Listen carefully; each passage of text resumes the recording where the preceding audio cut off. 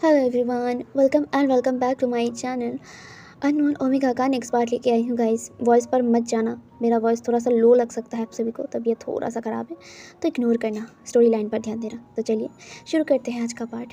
तो पिछले पार्ट में हमने देखा था कि वांग जी घायल हो गया था एंड साथ ही साथ वो बेहोश भी हो गया था।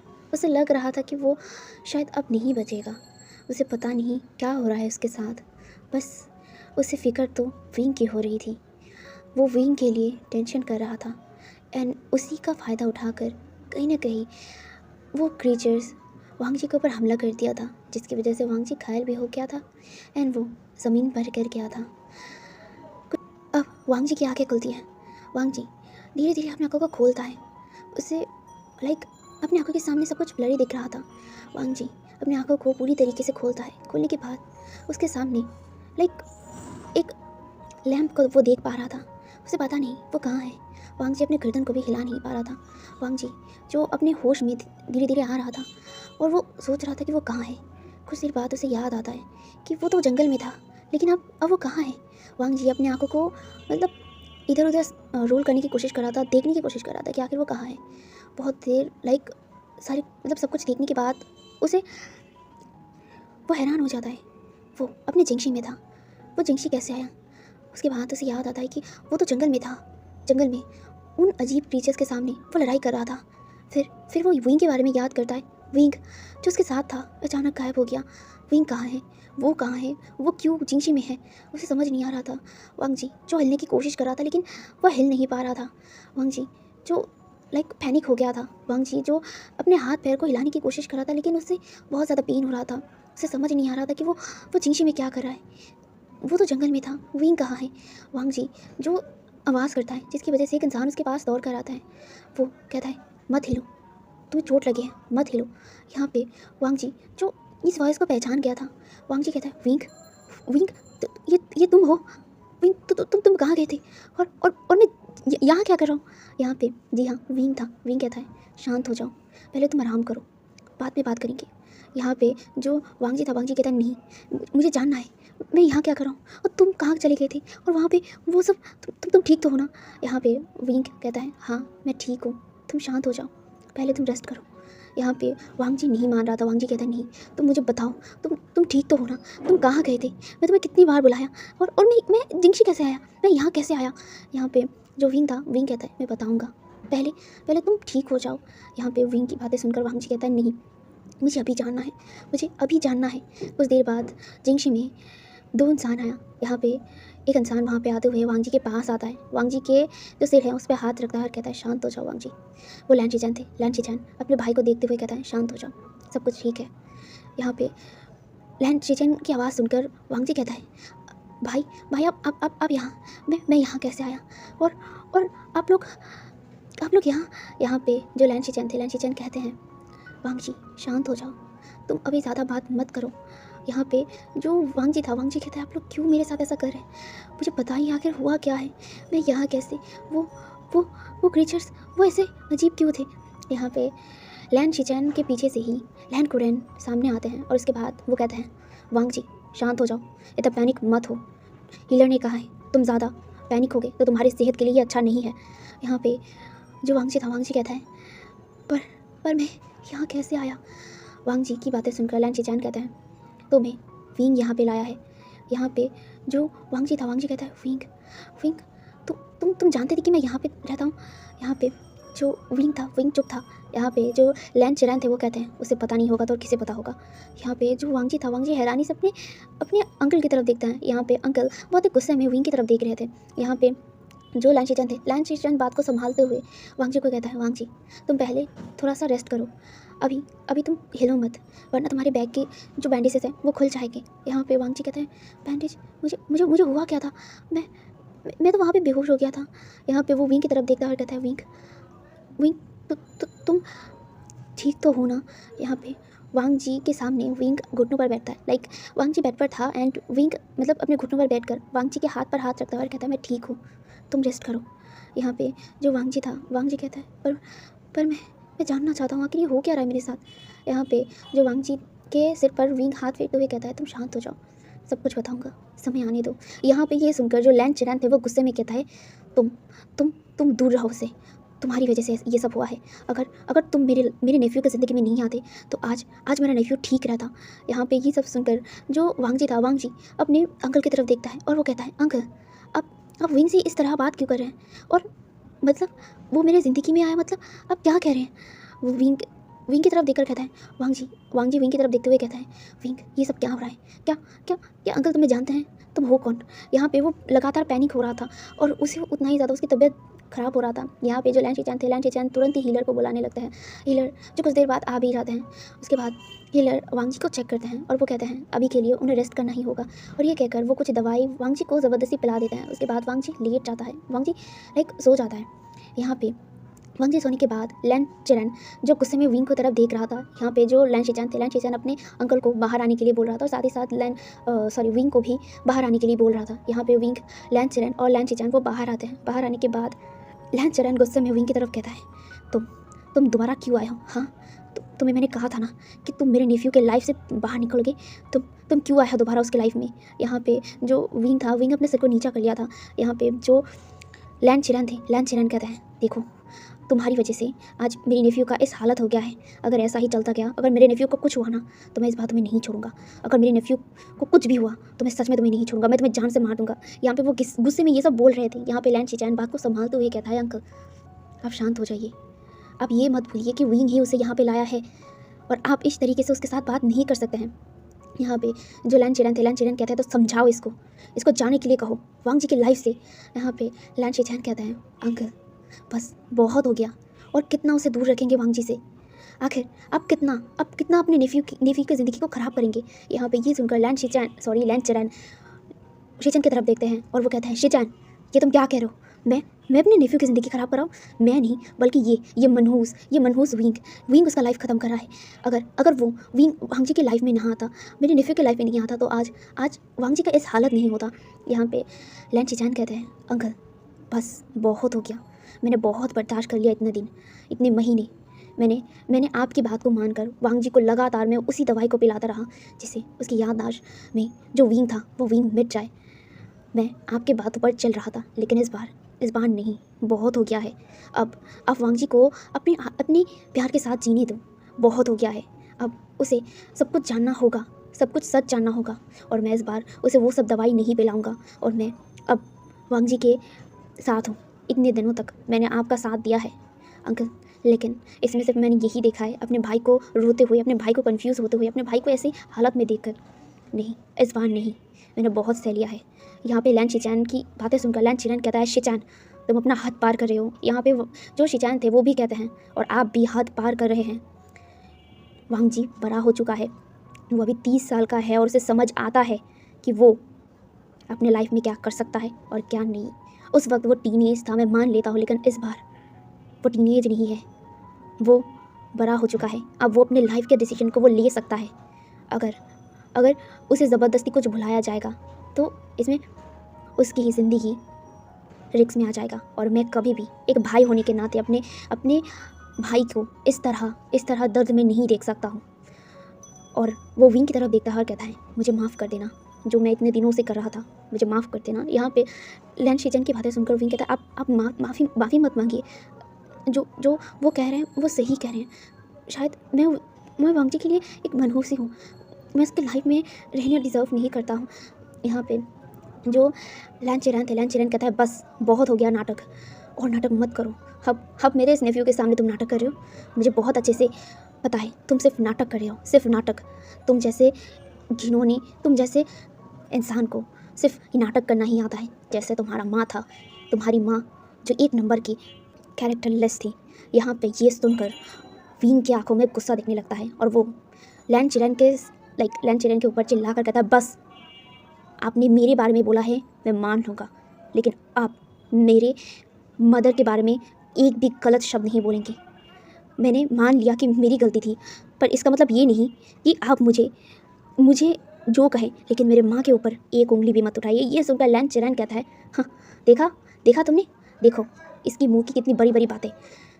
जैसी जैसी माँ थी ठीक वैसे ही बेटा हुआ है। यहाँ पे लैन चिरैन की बातों को सुनकर विंग बहुत ज़्यादा गुस्सा हो रहा था, उसके आइज़ उतना ही ज़्यादा रेड हो रहा था। यहाँ पे लैन चिरैन को मतलब शांत करते हुए लैन चिरैन कहता है, अंकल आप ऐसे ही किसी को ऐसे नहीं बोल सकते हैं। यहाँ पे जो लैन चिरैन थे, लैन चिरैन अपना मुंह घुमा लिया था। लिटरली लैन चिरैन तो गुस्से में तिल मिला रहे थे इस लड़के को यहाँ पे देखकर। यहाँ पे लैन चिरैन कहता है, इसे जाने के लिए कहो, ये दोबारा वांग जी की ज़िंदगी में ना आए। यहाँ पे लैन चिरैन की बातें सुनकर लैन चिरैन कहता है, नहीं, इस बार नहीं, इस बार विंग वांग जी के साथ ही रहेगा। एंड हाँ, मैं वांग जी को सब कुछ बता दूंगा, लेकिन अभी नहीं, उसका अभी ठीक होना ज़रूरी है। यहाँ पे लैन चिरैन की बातें सुनकर लैन चिरैन बहुत ही गुस्से में लैन चिरैन की तरफ देखता है। यहाँ पे लैन चिरैन कुछ नहीं कह पाते, क्योंकि ऑफकोर्स अब वो इस क्लैन के क्लैन लीडर नहीं रहे हैं। अब इस क्लैन के क्लैन लीडर लैन चिरैन बन चुके थे। दैट्स वाई इस बार वो कुछ नहीं कह सकते थे, वो गुस्से में जस्ट वहाँ से चले गए थे। यहाँ पे लैन चिरैन विंग की तरफ देखते हैं और कहता है, मास्टर पे मुझे माफ़ कर देना जो मैंने किया है। यहाँ पे जो विंग था, विंग की आंखों में आंसू था, वो बहुत बुरा फील कर रहा था वांग जी के लिए भी, और जिस तरह से लैन चिरैन ने उसे बोला था उस बारे में। यहाँ पे जो लैन चिरैन थे वो कहते हैं, आप वांग जी के पास जाइए। यहाँ पे लैन चिरैन की बातें सुनकर विंग कहता है, पर अंकल, यहाँ पे लैन चिरैन कहता है, कुछ नहीं होगा, उनको मैं संभाल लूँगा, अभी उनका ध्यान रखना ज़रूरी है। और हाँ, चिंता मत करो, इस बार मैं सब कुछ ठीक करके रहूँगा। यहाँ पे जो विंग था वो नोट करता है और वो मतलब वांग जी के जो क्वार्टर है ना वहाँ पे चला जाता है। यहाँ पे लैन चिरैन अपने अंकल की तरफ जहाँ से उसके अंकल जा रहे थे वहाँ पे देखते हुए कहता है, सॉरी, लेकिन इस बार मैं चुप नहीं रहूँगा। और ये कहकर वो भी वहाँ से निकल जाते हैं। यहाँ पे विंग वांग जी के पास आता है। वांग जी जो अभी सो गया था, दवाई खाने के बाद वो सो गया था। वांग जी के पीठ में बहुत सारे घाव थे एंड बैंडेज किया हुआ था। यहाँ पे जो विंग था, विंग वांग जी के बैंडेज को हल्के से टच करता है और कहता है, सॉरी, मुझे माफ़ कर देना। उस वक्त अगर वो मेरे सामने नहीं आता तो मैं तुमसे दूर नहीं होता, ये मेरी गलती है। मैंने कैसे उसके बहकावे में आ गया, मुझे माफ़ कर देना। और ये कहकर वो रोने लगा था साइलेंटली, उसकी आंखों में बहुत सारे आंसू थे और वो वांग जी को देख रहा था जैसे कि उसके आइस में बहुत ज़्यादा गिल्ट था। यहाँ पे विंग सोचने लगता है कि आखिर हुआ क्या था उस वक्त। अब हम लोग यहाँ से थोड़ा सा फ्लैशबैक जाते हैं। वांग जी जब विंग को ढूंढ रहा था, वो जब हवा में उड़ रहा था और वो देख रहा था कि आखिर वहाँ पे क्या था, तभी विंग जो वो नीचे था उसके पीछे से वही ब्लैक फिगर विंग के पास आया था और वो विंग को बुलाया था। एंड विंग जब तुरंत ही पीछे मुड़ा, वो उस इंसान को देखकर इतना ज़्यादा गुस्सा हो गया था। लिटरली वो अपने फ्लूट को निकाल लिया था और वो गुस्से में उस इंसान को कहता है, तुम दोबारा आए हो, तुम क्यों वांग जी को परेशान कर रहे हो? हाँ, तुम क्या चाहते हो? तुमने जो किया वो काफ़ी नहीं था कि अब तुम दोबारा वांग जी को परेशान करने के लिए आ गए हो। यहाँ पे ये सुनकर वो ब्लैक फिगर हंसते हुए कहता है, तुम उसके साथ हो और मैं ये कैसे बर्दाश्त कर लूँ? हाँ, ये सुनकर विंग गुस्से में कहता है, तुम अपना हद पार कर रही हो। जो कुछ भी हुआ इसमें वांग जी की कोई गलती नहीं थी, वांग जी इसमें कुछ नहीं कर सकता था। यहाँ पे ये सुनकर वो ब्लैक फिगर गुस्से में कहता है, कैसे इन्वॉल्व नहीं होगा वो?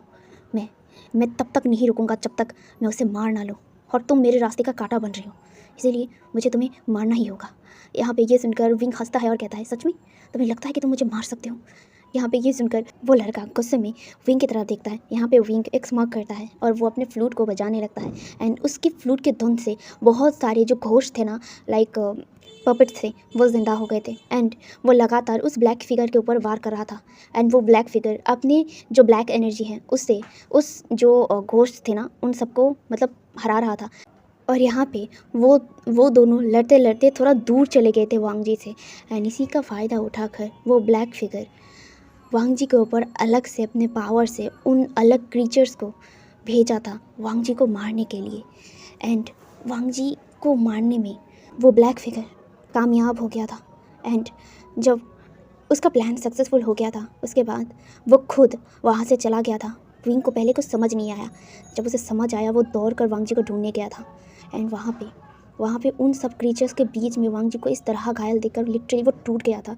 वांग जी अपने ब्लैक पावर से ब्लैक मैजिक से उन सब क्रीचर्स को हरा देता है एंड बीच में जो वांग जी का बेजान शरीर पड़ा हुआ था वांग जी के पास, वो दौड़ कर जाता है एंड वांग जी के पीठ से लगातार बहुत सारे खून निकलने लगा था एंड इससे विंग बहुत ज़्यादा डर गया था। वो लिटरली वहाँ पे बैठकर रो रहा था वांग जी को हक करके। यहाँ पे वो ब्लैक फिगर भी चला गया था। उस जंगल में वो अकेला था। उसके बाद वो ज़्यादा देर नहीं करता है, अपने ब्लैक शक्तियों को इस्तेमाल करता है और उसके बाद वो वांग जी को बहुत मुश्किल से उस जंगल से बाहर निकालता है। उसे बाहर लाने के बाद विंग सोचता है कि वो अब कहाँ जाए। उसके दिमाग में लैंड क्लैन ही आया था एंड वांग जी को जिस हालत में वो था अभी लैंड क्लैन जाना ही सही था उसके लिए। इसीलिए पहले वो एक मतलब बाज़ार आता है एंड उसे वांग जी को बहुत मुश्किल से अपने पीठ में बिठा कर ला रहा था। वांग जी बहुत भारी था एंड विंग उससे छोटा था, दैट्स वाई उसे बहुत ज़्यादा मुश्किल हो रहा था वांग जी को लेके जाने में। लेकिन वो बहुत मुश्किल से वांग जी को लेकर वहाँ पे आया था।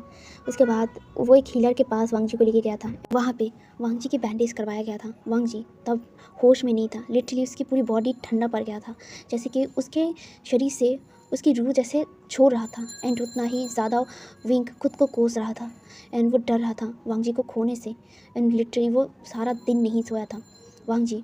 एंड विंग वहाँ पे एक इन में रुके थे एंड विंग ने लेटर भेजा था लैंड क्लैन में वांग जी के बारे में। उसमें उस लेटर में सब कुछ लिखा था एंड ये विंग ने लैंड शीचेन को भेजा था। एंड लैंड शीचेन को जब ये पता चला कि वांग जी घायल है, वांग जी की हालत ठीक नहीं है, वांग जी बेहोश है एंड उसे चोट लगा है, वो ज़्यादा लेट भी नहीं किया था। वो डायरेक्ट लैंड क्लैन से बाहर आ गए थे एंड कुछ डिसाइपल को लेकर वो वही बाज़ार पर आ गए थे। यहाँ पे लैंड शीचेन को आने में टाइम लग गया था, 2 दिन लग गया था एंड 2 दिन में विंग वांग जी को लेकर वहीं पे था एंड वो वांग जी का पूरा ख्याल रख रहा था। जब लैंड शीचेन वहाँ पहुँचे थे अपने भाई की हालत ऐसा देखकर वो टूट गए थे। लिटरली वांग जी के शरीर में जैसे कोई जान नहीं था। उसका बॉडी हाँ अभी नॉर्मल टेम्परेचर में था लेकिन एकदम बेजान था, जैसे कि वो एक सिर्फ बॉडी हो, रूह नहीं हो। बस इसे देखकर लैंड शीचेन बहुत ज़्यादा टूट गए थे एंड तभी उसे वहाँ से उस इन से वांग जी को डायरेक्ट लैंड क्लैन लाया गया। लैंड क्लैन आने के बाद बहुत सारी हीलर्स को वांग जी को दिखाया गया एंड वांग जी को होश आने में पूरा 15 दिन लग गए थे एंड पूरे 15 दिन विंग उसके साथ था। पहले जब विंग लैंड शीचेन के साथ वहाँ पे आए थे, लैंड शीचेन विंग को देखकर इतना ज़्यादा गुस्सा हो गए थे, वो तो उसे अंदर आने ही नहीं दे रहे थे। लेकिन लैंड शीचेन ने ज़िद करके विंग को लैंड क्लैन के अंदर लाया था एंड लैंड क्लैन के अंदर आने के बाद इन 15 दिन विंग ही वांग जी का ध्यान रखता था। यहाँ पे लैंड शीचेन बहुत ज़्यादा गुस्सा थे एंड लैंड शीचेन नहीं चाहते थे कि इस लड़के का साया भी वांग जी की लाइफ पर आए। लेकिन लैंड शीचेन ने बोल दिया था कि नहीं, जिस तरह से उसके भाई को विंग ने बचाया था और विंग ने जिस तरह से उसके भाई को सेवा किया था, इससे उसे पता है कि वांग जी के लिए विंग सेफ है एंड इसीलिए वो विंग को वहाँ पे रहने दिया था। और उन्हें पता है कि वांग जी के लिए क्या मायने रखता है एंड अब वो अपने अंकल की बातों को नहीं सुनेगा एंड वांग जी के साथ विंग को रखा गया था एंड लैंड शीचेन ये नहीं चाहते थे। लेकिन लैंड शीचेन चुप हो गए थे। लैंड शीचेन ने बहुत समझाया एंड ये ऑर्डर भी दे दिया क्योंकि वो अभी क्लैन के सेक्ट लीडर हैं एंड उनकी बात मानना ही पड़ेगा। इसीलिए लैंड शीचेन कुछ नहीं कर पा रहे थे। लैंड शीचेन को सिर्फ गुस्सा आ रहा था विंग के ऊपर एंड इन 15 दिन विंग वांग जी का पूरा ख्याल रखा। उसके बाद 15 दिन बाद वांग जी को होश आया था एंड जब वांग जी को होश आया तब विंग बहुत ज़्यादा खुश हो गया था। उसे बहुत ज़्यादा टेंशन वांग जी के लिए हो रहा था एंड वांग जी जब पहली बार आँखें खोला ना, वो बहुत ज़्यादा खुश हो गया था एंड इन 15 दिन में विंग वांग जी का सब कुछ करता था। वांग जी को नहलाने से लेकर वांग जी को खाना खिलाने तक। वांग जी तो खाना नहीं खा पा रहा था लेकिन उसे थोड़ा मेडिसिन बेहोशी की हालत में खिलाया गया था एंड विंग ये सब कुछ करता था। विंग उसके बैंडेज को हर रोज़ चेंज करता था एंड ऐसे 15 दिन बाद जब विंग लंजा को होश में आते हुए देखा था, बहुत ज़्यादा खुश हो गया था। वांग जी होश में आने के बाद विंग के बारे में पूछा था एंड कहीं ना कहीं विंग इससे खुश भी था कि हाँ वांग जी भले ही इसके बारे में भूल गया है लेकिन वांग जी अभी भी विंग के बारे में फ़िक्र करता है। वो खुश हो गया था और वो यही सब सोचकर वांग जी की तरफ देखता है और ऐसे ही वो बेड पर टेक लगा कर ही सो जाता है।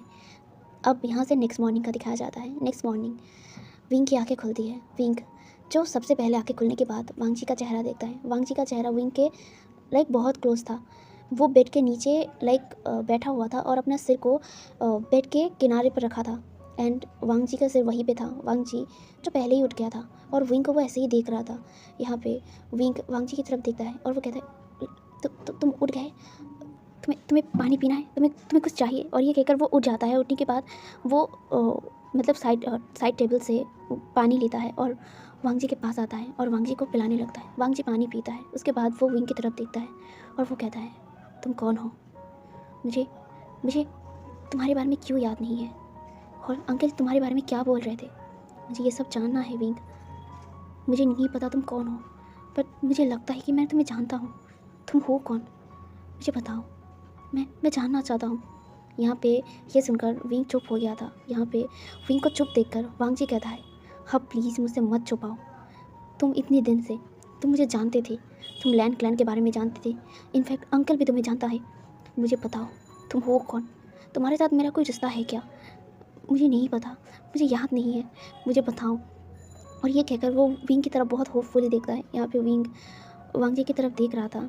वांग जी विंग की तरफ लाइक होपफुली देख रहा था, लेकिन विंग कुछ नहीं कह रहा था। कुछ देर बाद उस रूम में लैंड शीजान एंट्री करता है और वो कहता है, मैं बताता हूँ वांग जी। यहाँ पे जो विंग था, विंग लैंड शीजान की तरफ देखता है। लैंड शीजान जो उस रूम में आने के बाद वांग जी के सामने ही बेड पर बैठते हैं एंड वांग जी के सिर पर हाथ फेरता है और कहता है, मैं तुम्हें बताऊँगा सब कुछ, एंड जो भी बताऊँगा बस इतना समझ लेना, मैं तुम्हारी भलाई चाहता था। मैं तुम्हारी भलाई के लिए वो सब कर रहा था।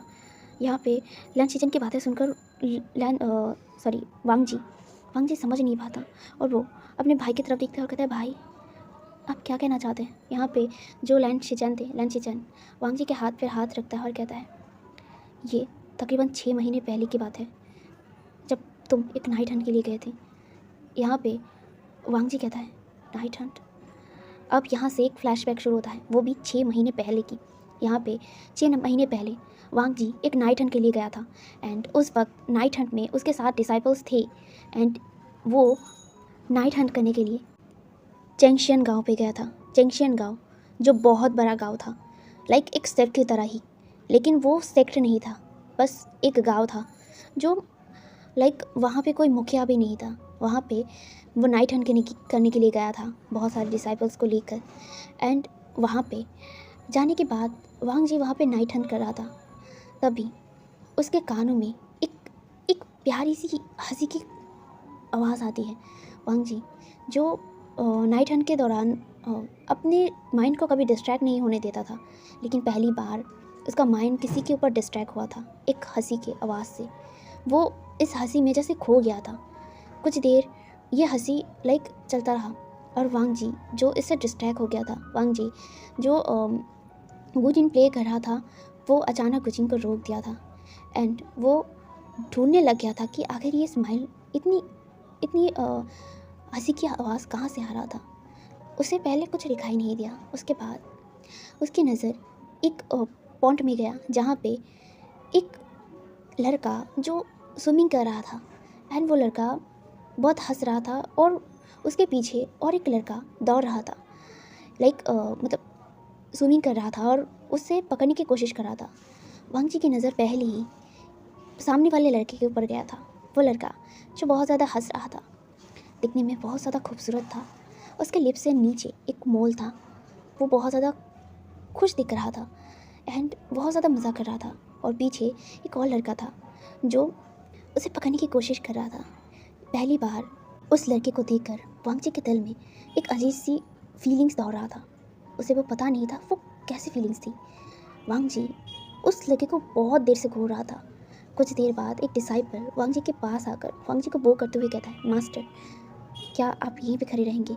यहाँ पे जो वांग जी था, वांग जी अपने होश में आता है और वो डिसाइपल को देखता है। उसके बाद वो नोट करता है और वो जाने लगता है, लेकिन एक बार वो फिर से पीछे मुड़कर उस लड़के को देखता है जो अभी भी खेल रहा था, अपनी धुन में गुम था।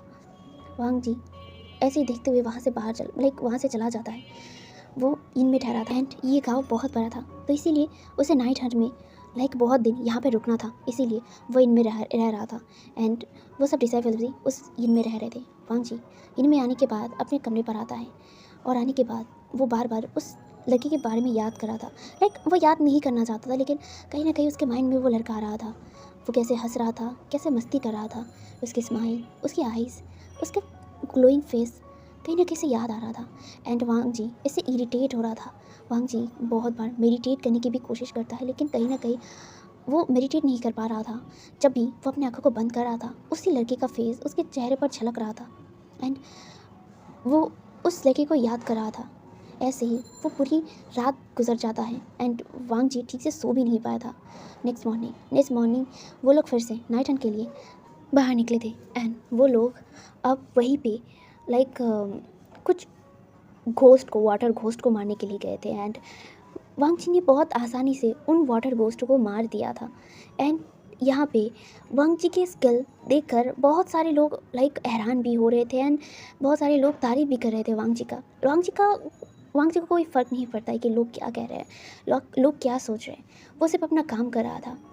वो ऐसे ही वाटर घोस्ट को मारने के बाद वो जा ही रहा था, तभी एक लड़की लाइक एक ओमेगा लड़की वांग जी के पास आया और वांग जी के सामने एक फूल रखा, लाइक वांग जी को एक फूल देने की कोशिश किया। यहाँ पे जो वांग जी था, वांग जी हैरान हो गया था, वांग जी कुछ समझ नहीं पाया। वांग जी बहुत ही कन्फ्यूजिंगली उस ओमेगा लड़की को देख रहा था। यहाँ पे वो ओमेगा लड़की बहुत ज़्यादा शर्मा रहा था एंड वो लाइक उस फूल को वांग जी की तरफ करके रखा था। यहाँ पे वांग जी सोच रहा था वो अब क्या करे, क्योंकि ऐसे सिचुएशन में वो कभी भी नहीं पड़ा था। एंड एक ओमेगा लड़की आकर उसे एक फूल ऑफ़र करा है, क्या उसे वो लेना चाहिए या फिर रिफ्यूज़ करना चाहिए। वो थोड़ा सा कंफ्यूज हो गया था। अब वो कंफ्यूजिंगली ना एक बार उस फ्लावर को देख रहा था और वो एक बार उस ओमेगा की तरफ देख रहा था। उसे कुछ समझ नहीं आ रहा था। कुछ देर वो ऐसे ही फ्रोजली खड़ा था एंड वो लड़की भी वांग जी को देखकर बार बार शर्मा रहा था और वो फूल को देख रहा था, लाइक वो वांग जी की तरफ देख नहीं रहा था। एंड वांग जी जो थोड़ा सा ऑकवर्ड फील कर रहा था और थोड़ा नर्वस ही, कुछ देर बाद उसके पीछे से एक और लड़का आया और वो वांग जी के सामने आकर वांग जी को बो किया और वो उस ओमेगा लड़की को डांटते हुए कहता है, चेंग शाओ ये क्या करो। यहाँ पे चेंग शाओ अपने भाई की तरफ देखता है और वो शर्माते हुए अपने भाई की तरफ देख रहा था। यहाँ पे उसका जो भाई था चेंग हायून वांग जी की तरफ देखता है और वो अपने सिर को नीचा करते हुए बो करता है वांग जी को और वो कहता है, मुझे माफ़ कर दीजिएगा मेरे बहन के लिए। वो थोड़ा सा पागल हो गई है, इसीलिए यहाँ पे जो वांग जी था, वांग जी चेंग हायून की तरफ देखता है और वो याद करता है कि ये तो वही भी उस पॉन्ड में था जहाँ पे वो स्वीट सा लड़का भी था। यहाँ पे जो वांग जी था, वांग जी नोट करता है और वांग जी लाइक वहीं पे था एंड जो चेंग हायून था वो अपने बहन को पीछे करते हुए कहता है, आप जा सकते हैं। यहाँ पे जो वांग जी था, वांग जी जा रहा था, तभी उसके कानों में उस लड़के का आवाज़ आता है, वही खूबसूरत लड़का जिसकी हंसी में वांग जी खो गया था। वो ना चिल्लाकर उस लड़के को बुला रहा था, चेंग हायून को बुला रहा था। एंड यहाँ पे चेंग हायून और उसका जो बहन था वो भी पीछे देखता है, जहाँ से एक लड़का दौड़ के आता है। आने के बाद चेंग हायून के गले पर हाथ रखता है और कहता है, क्या हुआ, तुम यहाँ पे क्या कर रहे हो। और यहाँ पे उस लड़की के हाथ में लाइक चेंग शाओ के हाथ में फूल देखकर वो उस फूल को खींच लेता है और वो उस फूल को देखते हुए कहता है, अरे चेंग शाओ तुम ये इसे क्या करोगे, ये बहुत ज़्यादा खूबसूरत है। और ये कहकर वो ना उस फूल को अपने जो बालों में है ना वहाँ पे लगाता है और कहता है, देखो कैसा लग रहा है। यहाँ पे जो वांग जी था, वांग जी वहीं पे खड़ा हो गया था और वो पीछे लाइक देख रहा था। यहाँ पे जो चेंग हायून था वो कहता है, विंग क्या कर रहे हो। यहाँ पे विंग था वो कहता है, क्या हुआ है तुम्हें, पागल हो गए हो, देखो ना कैसा लग रहा है, सुंदर लग रहा हूँ ना मैं। यहाँ पे जो चेंग शाओ था ना वो विंग के बालों से उस फूल को लेते हुए कहता है, ये मेरा फूल है। यहाँ पे जो विंग था, विंग पाउट करते हुए कहता है, तुम कितनी बुरी हो, मैंने फूल ही तो लिया था, कौन सा मैंने गुनाह कर दिया, मुझे दो ना, ये बहुत ज़्यादा क्यूट है, ये मैं अपने बालों पे लगाऊंगा। यहाँ पे जो चेंग शाओ था वो कहता है, बिल्कुल नहीं। और ये कहकर वो अपने फूल को लेकर वहाँ से चला जाता है। और यहाँ पे विंग और जो चेंग हायून था वो अपने बहन को जाते हुए देख रहा था। यहाँ पे जो विंग था, विंग कहता है, वैसे उसे हुआ क्या है, वो उसका मुँह इतना लटका हुआ क्यों है। यहाँ पे जो चेंग हायून था वहाँ उसे मतलब विंग को लाइक विंग के गले पर हाथ रखते हुए विंग को कहते हुए कहता है कि वो मतलब बताने लगता है कि कैसे वो फूल वांग जी को देने लगा था। यहाँ पे ये बातें सुनकर विंग हैरान हो गया था। विंग कहता है, कहाँ है वो अल्फा। यहाँ पे जो चेंग हायून था वो कहता है, खैर छोड़ो।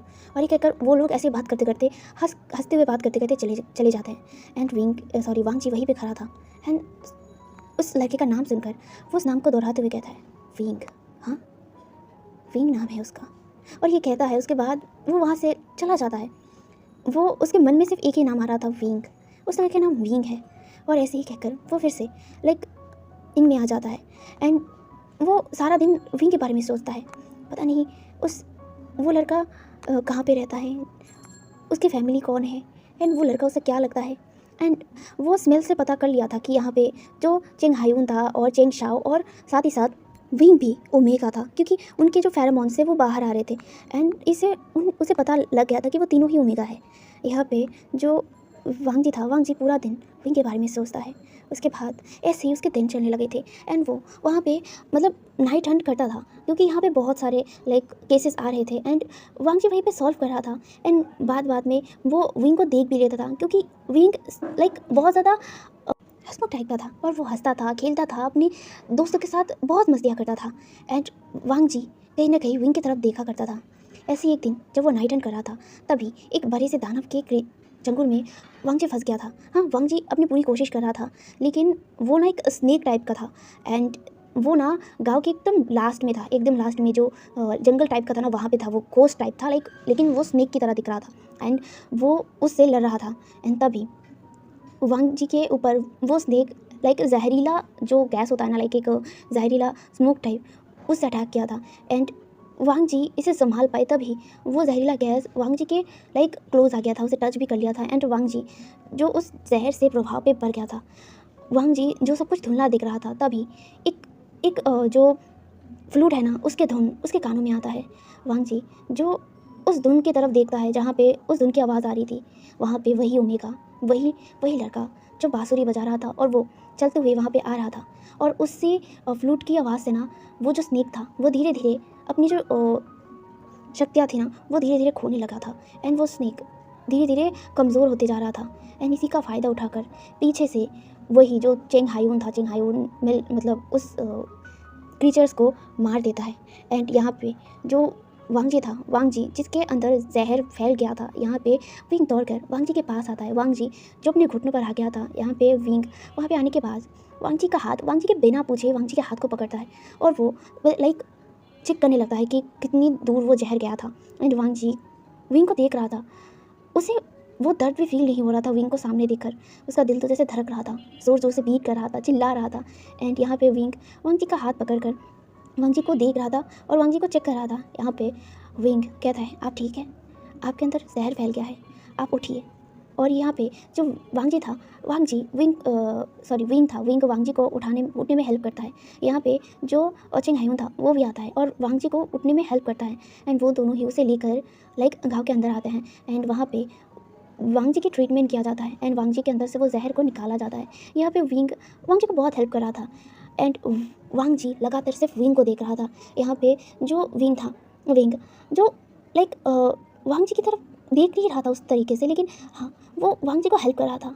एंड वांग जी सिर्फ विंग को देख रहा था। ऐसे ही वांग जी के शरीर से वो जहर निकाला जाता है। उसके बाद वांग जी ठीक हो जाता है, थोड़ा लाइक अभी भी कमज़ोर था थोड़ा सा, लेकिन हाँ वो ठीक हो जाता है। यहाँ पे विंग हंसते हुए स्माइल करते हुए कहता है, अब ठीक है, आप थोड़ा सा रेस्ट करें, उसके बाद आप ठीक हो जाएंगे। यहाँ पे वांग जी विंग की तरफ देखते हुए कहता है हाँ, वो हाँ कहता है। और विंग पहली बार वांग जी की आंखों में देखता है और उसके चेहरे पर एक स्माइल आता है। एंड वांग जी उस स्माइल में जैसे खो गया था। वांग जी विंग की तरफ देखता है और कहता है, तुम तुम कौन हो? यहाँ पे जो विंग था, विंग कहता है, ओह मैंने अपना नाम नहीं बताया, मेरा नाम विंग है एंड ये मेरा दोस्त है चेंग हायून। और उस वक्त मैंने आपको देखा था वहाँ पे आप लड़ रहे थे, तो मैंने सोचा कि मैं आपका हेल्प कर दूँ। एंड हाँ, अब आप ठीक हैं, जहर आपके अंदर से बाहर आ गया है। यहाँ पे जो वांग जी था, वांग जी नोट करता है और वो विंग को कहता है, आप लोग यहीं पे रहते हैं? यहाँ पे जो वांग जी की बातें सुनकर विंग कहता है, हाँ हम लोग यहीं पे रहते हैं। और यहाँ पे जो चेंग हायून था वो विंग को एक बार देख रहा था और वांग जी को देख रहा था। यहाँ पे जो चेंग हायून था विंग के जो बैक है ना, वहाँ पे चिमटी काटते हुए वांग जी की तरफ विंग की तरफ देखता है। यहाँ पे विंग जो थोड़ा सा आउट करके उठा था और वो चेंग हायून की तरफ देखता है। यहाँ पे हायून कहता है, मतलब इशारों में कहता है, तुम ये क्या कर रहे हो? लेकिन यहाँ पे जो विंग था, विंग हंसता है और वो कहता है यहाँ से जाओ, लाइक वो आंखों में इशारा करता है कि यहाँ से जाओ। यहाँ पे चेंग हायून मुंह बनाता है और वो वहाँ से चला जाता है।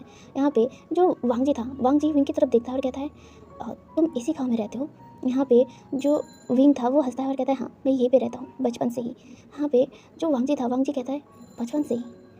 और वो विंग की तरफ देखता है और वो कुछ कहने की कोशिश तो कर रहा था, लेकिन अभी उसके मुंह से कुछ निकल नहीं रहा था। यहाँ पे जो विंग था वो हंसते हुए वांग जी को बोल रहा था, लाइक अब ना विंग वांग जी के सामने एकदम टोटली फ्रीली बात कर रहा था कि हाँ वो गाँव में था, उसकी फैमिली की डेथ हो गई थी, उसके बाद वो इस गाँव में लाइक उसके जो मदर और फादर थे वो भी इस गाँव में रहते थे, लेकिन उसके मदर और फादर की डेथ के बाद वो वो ये जो चेंग शाओ और जो उसका जो भाई है, लाइक भाई नहीं दोस्त है, सॉरी दोस्त है, एक भाई की तरह ही है, वो वहाँ पे रहता है। यहाँ पे वो खुश है इन दोनों के साथ एंड वो यहीं पे रहता है।